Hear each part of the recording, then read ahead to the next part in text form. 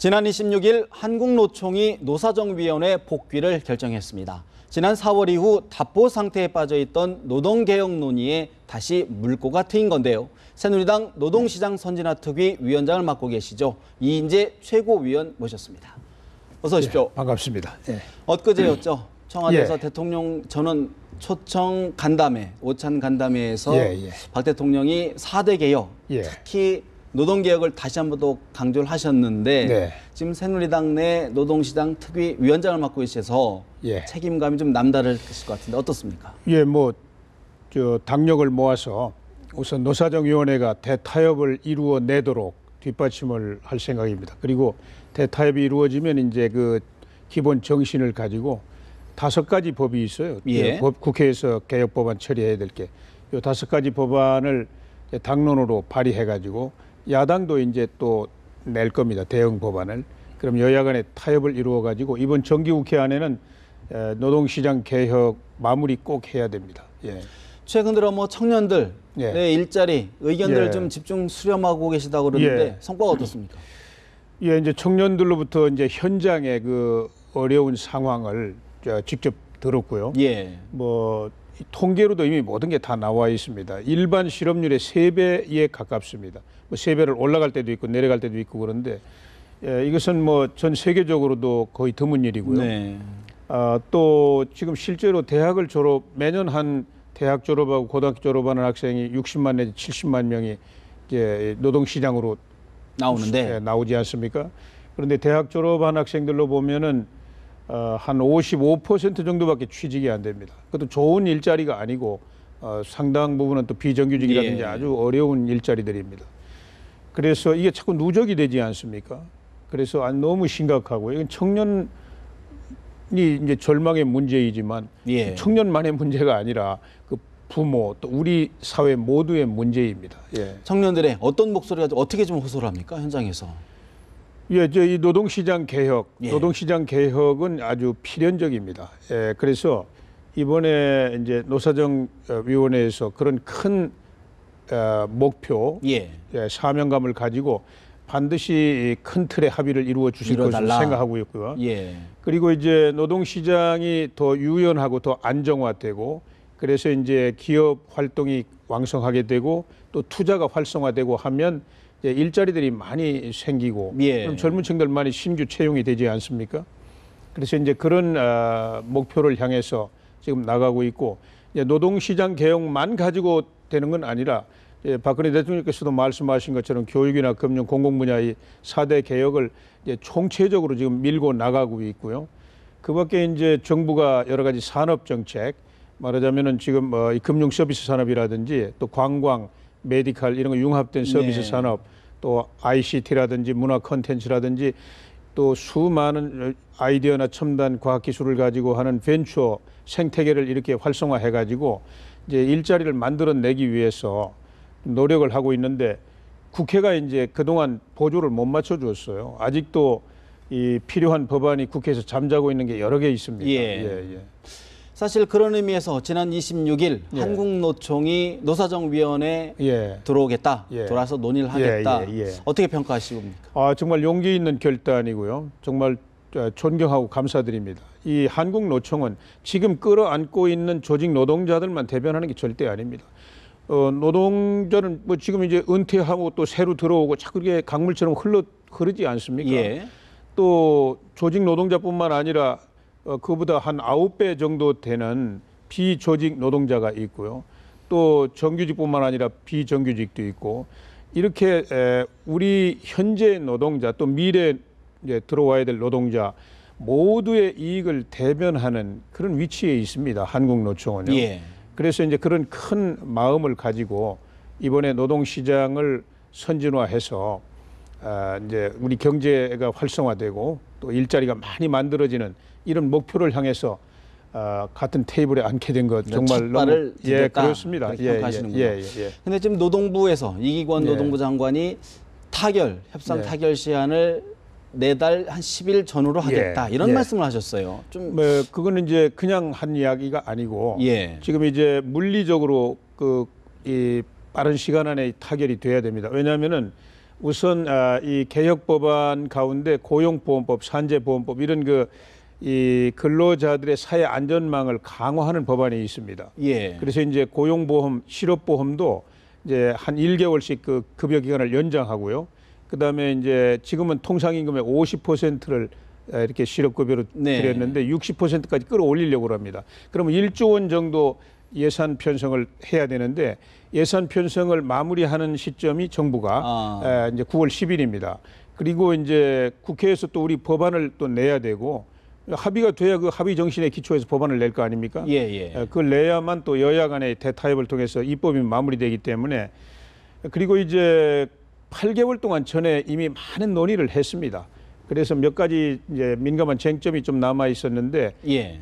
한 10일 정도면은 충분히 밤낮을 가리지 않고 이렇게 협상을 좀 강행하면 충분히 좋은 결과를 만들어낼 수 있습니다. 예. 일부에서는 뭐 예를 들어서 그렇게 하다 보면은 예. 어떤 의미의 어떤 형식적인 수준의 어떤 타협만 이루어지고 실질적인 내용의 타협은 좀 어려운 것 아니냐 이렇게 좀 우려하시는 분들도 있어요. 아니, 이미 네네. 8개월 동안 100여 차례 이 회의를 계속했습니다. 전에요. 예, 예. 그래서 이번에 이제 마무리하면 됩니다. 예, 그래서 대표자 회의 또 간사 회의, 예, 이제 두 가지 회의를 동시에 쭉 진행을 하면은 저는 뭐 불을 오래 떼야만 밥이 잘 되는 건 아니지 않습니까? 예, 절도 있게 떼고 소뚜껑 열면 좋은 밥이 나오는 것처럼 네. 너무 지지부진하게 끌면은 오히려 더 안 될 수 있다. 좋은 결과 안 나올 수 있습니다. 예. 첫 노사정위원회가 아니라는 말씀이신 거죠? 그렇습니다. 예. 그렇다 그러면 좀 실무적으로 한 서너 가지만 짚어보겠습니다, 예. 위원장님. 사실 이제 노동계에서 가장 지금 이제 핵심으로 되어 있는 임금 피크제. 뭐 오늘 이런 자리에서도 여러 지금 논의가 있었긴 했는데 핵심이 그거 아니겠습니까? 예. 임금 피크제 하더라도 적용 대상이 많지 않고 예. 또 임금 피크제를 하더라도 청년 일자리 창출에 큰 효과가 없다라는 게 노동계나 야당 쪽의 주장인데 어떻게 보십니까? 그렇지 않습니다. 이것은 굉장히 노동시장의 그 임금 체계 이거를 유연하게 변화시키는 아주 중대한 의미가 있고요. 물론 지금 정년 연장은 300인 이상 법적으로 이제 의무적으로 정년 연장되는 기업은 근로자 300인 이상 기업입니다. 이제 대기업, 중견 기업인데요. 그러나 이제 임금 피크제는 뭐 꼭 여기만 적용되는 건 아니고요.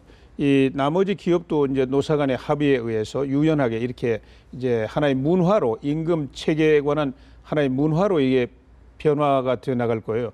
지금 우리 기업들 말이죠. 네. 이 근속 연수가 높으면 계속 임금도 올라가게 되어 있습니다. 굉장히 경직되어 있어요. 그래서 20년, 30년 근속한 근로자, 새로 들어온 근로자의 3.3배가 넘습니다. 예. 3.13배 정도 되는데요. 세계에 이런 나라가 없습니다. 다 2배가 안 됩니다. 선진국들. 일본만 2배 조금 넘습니다.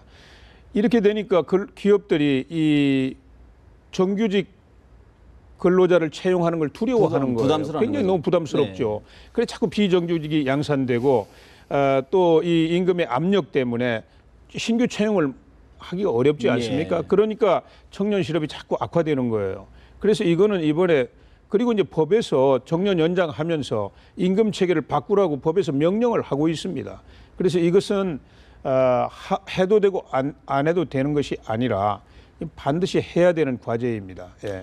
또 하나 좀 짚어보겠습니다. 지금 일반 해고 문제도 사실은 이른바 쉬운 해고 문제가 사실 이제 논란이 되고 있는데 노동계에서는 지금도 사실은 해고가 쉬운 편이다. 근데 더 쉽게 하면 노동계에 혼란이 올 수 있다. 이렇게 말씀을 하십니다.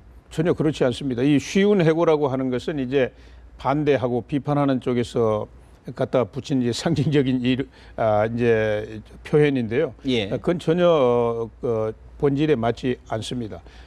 어느 정권 또 어느 당이 근로자 함부로 해고하도록 하기를 바라는 그런 정권이나 당이 어디 있겠습니까?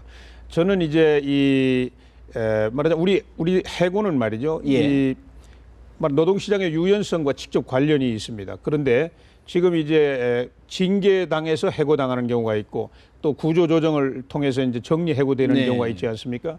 그런데 직무에 적응을 전혀 못 해가지고 회사가 다른 전직 훈련 또 전환 배치 이런 걸 다 해도 도저히 안 되는 그런 그 근로자 이른바 있습니다. 근로자 있습니다. 노동조합이 그 근로자를 지키고 끌어안으면 무슨 이익이 있는 거예요?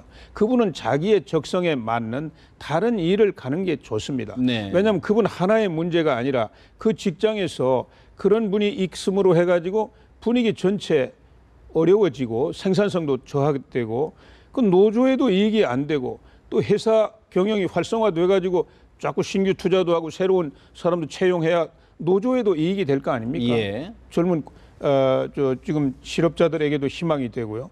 예. 그렇기 때문에 이 엄격하게 요건을 정해 가지고 대부분 판례가 있는데 이 요건을 이제 행정 지침으로 정확하게 정해 가지고 기업에서 남용을 해 가지고 함부로 해고 오히려 못하게 막으면서 안정적으로 이 노동시장의 유연성을 제고하려고 하는 이런 목표를 가지고 접근하고 있는 거고요. 이제 노사정위원회에서 충분히 그 취지를 잘 담아가지고 좋은 합의를 이루어줄 것으로 보고 있습니다. 예. 한 가지 논란 쟁점 중에 하나가 또 파견 기간, 지금 현행 2년인데 4년으로 늘리고 또 파견 대상 직종도 좀 더 확대하자. 이게 뭐 또 지금 대타협의 하나의 걸림돌이 아니겠습니까? 어떻게 보십니까? 이제 파견 업종 대상을 좀 유연하게 좀 늘려야 되는 문제가 하나 있고요. 그 다음에 이제 기간제, 기간제 근로자는 이제 지금 현재 2년 넘으면은 정규직으로 의무적으로 이제 바꿔줘야 되지 않습니까? 그런데 지금 노동 이건 시장 현장의 상황에서 이 부분 그 비정규직 근로에 대한 규제 이것이 불합리한 부분이 많이 있습니다. 오히려 일정한 경우에 또 뭐 그 아무나 막 그렇게 하는 게 아닙니다. 또 나이 제한도 좀 있고요. 또 본인이 희망할 때입니다. 그럴 때에는 2년이 아니라 4년 가까이 이렇게 하면서 더 그 비정규직이지만 그 업무에 적응을 하다 보면은 그 직종에 대해서 그 회사가 정규직으로 이렇게 끌어올릴 기회가 더 많게 됩니다. 지금 이제 2년 미만으로 해놓으니까 1년마다 비정규직 근로자, 기간제 근로자가 겪는 고충이라는 건 또 굉장히 고통스럽습니다. 그래서 이거를 비정규직을 오히려 뭐 확대한다든지 양산한다든지 이런 게 아니라 지금 이 노동시장 개혁에는요, 이 정규직과 비정규직의 격차를 완화하는 큰 과제가 들어가 있습니다. 그래서 이 비정규직 시장의 불합리한 규제를 합리화하면서 이 그 격차를 완화하는 노력을 통해 가지고 비정규직이라고 하더라도 임금이라든지 다른 근로 조건에서 지금처럼 뭐 절반 가까이 형편없는 이런 대우가 아니라 거의 대등한 이런 대우를 받을 수 있도록 이렇게 밀고 나가려고 하는 것이 지금 노동시장 개혁의 목표입니다.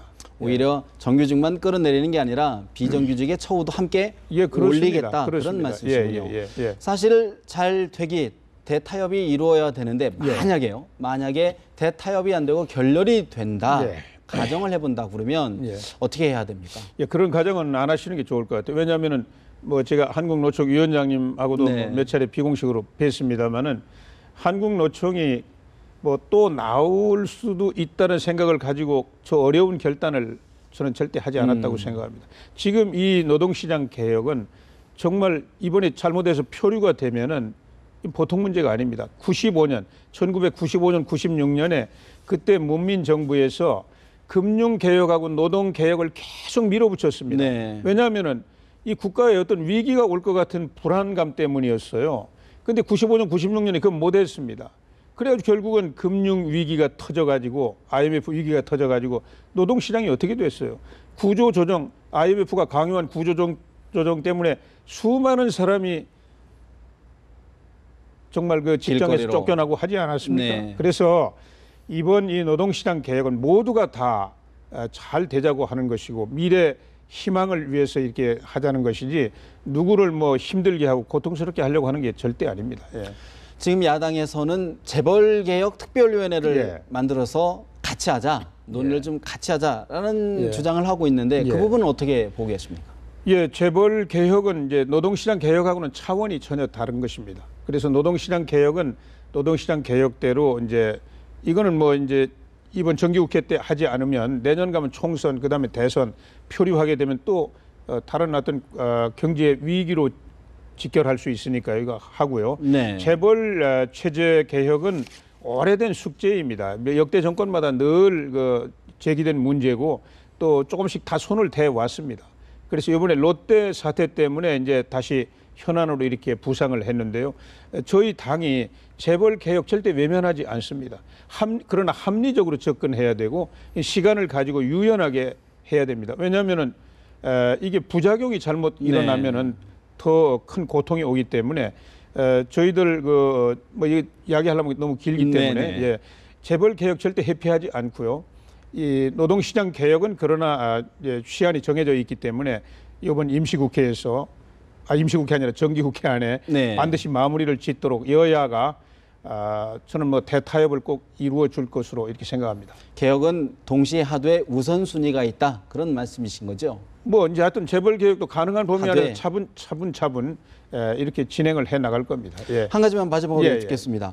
그동안 위원장님 사실 통일 문제, 대북 문제에 관심을 많이 가지시고 입장을 여러 차례 이제 밝히셨는데 지금 이제 박근혜 정부가 임기 반환점을 돌았고 또 이번에 위기 갈등 국면을 잘 성공적으로 돌파를 했는데 앞으로 좀 어떻게 가야 될까요?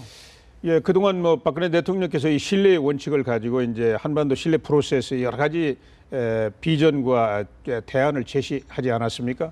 그런데 이제 답답할 정도로 북한 정권이 호응을 하지 않았습니다. 그런데 이번에 이 군사적인 충돌 위기 전화위복으로 오히려 만드는 것 같아요. 이래서 이것을 역시 그 원칙을 가지고 또 이번에 이게 이제 판문점 협상이 잘 된 것은 국민들의 그 단합된 힘, 의지가 뒷받침됐기 때문인데 대화 국면으로 들어가서 오히려 이제 그동안 추진했던 여러 가지 신뢰 프로세스 하나하나 이제 진행될 수 있다는 희망을 갖게 됐습니다.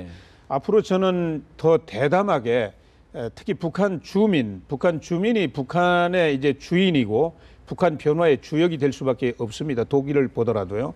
그래서 북한 주민을 더 정책의 포커스로 맞춰가지고 북한 주민들이 더 이 변화의 역량을 키울 수 있도록 이렇게 여러 가지 정책을 좀 대담하게 추진했으면 하는 생각을 가지고 있습니다. 한 가지만 더 여쭤보면 이제 다음 주 2일 날 방중을 해서 또 시진핑 국가주석과 정상회담도 갖고 또 열병식 참석합니다. 그런 대미 외교, 대중 외교 어떻게 가야 될까요? 이제 그 한미 동맹은 뭐 아주 기본이고요. 그리고 이제 중국은 특히 우리 한반도 통일 또 우리 경제 여러 가지 너무 중요한 파트너 아닙니까? 그래서 이제 전략적인 그 동반 관계를 계속 강화시켜 나가야 되고요. 지금까지 특히 외교 분야는 아주 박근혜 대통령께서 아주 잘 해오셨다고 생각합니다. 특히 한반도의 안정, 통일을 향해서 지금처럼 좋은 분위기로 가고 있는 때가 과거에 그렇게 많지 않지 않았습니까? 하여튼 앞으로 더 대중 한반도의 동북아 외교에 좀 주도권을 가져왔으면 하는 바람을 해봅니다. 그렇습니다. 오늘 말씀 여기서 줄이겠습니다. 고맙습니다. 감사합니다.